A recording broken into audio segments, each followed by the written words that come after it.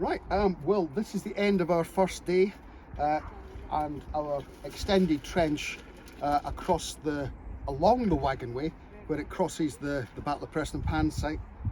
We've cleaned down to the surfaces. Well, everybody else have. I've just arrived, late as usual. Site supervisor's privilege. No, yeah, absolutely. And what Ant's been working on at this end of the trench, we're down onto the original cobbled surface that we saw in our trial trench a couple of years ago, the ram-packed cobble surface between the rails of the 1722 rails. We've got one edge of the rail there and the other edge there, and then it's got this rammed cobble surface, not cobbled, small coal rammed on top of it.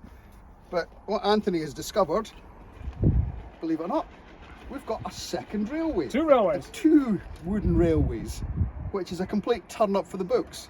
Do you want to talk about that, Anthony? What we assumed this morning, this trench down here, was a construction trench for this wall. But it isn't. No, far from it.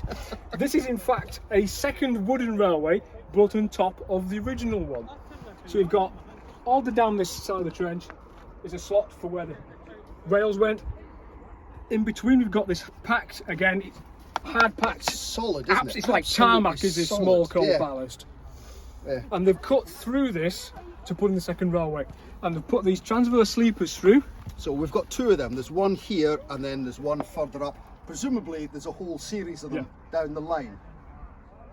But we've only got two at the moment.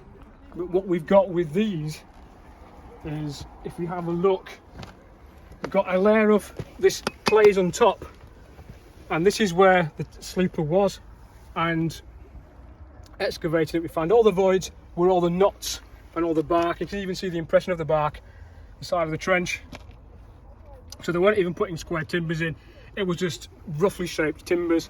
We've even got the profile of the timber, and this clay is built up over it. So it's basically a half-round timber, just levelled the top off. Right. And presumably they would be tied into the rails. Yeah, with a wooden peg, where the joints are. Got you. So this is a complete unexpected, Yeah. Two railways for the price of one. Yep. But we found a third. Yes, there is the iron railway. We have some of the iron chairs for the iron refurbishment by the Cadells in the early 1800s. Yeah. So 3 railways on one trench. Not bad.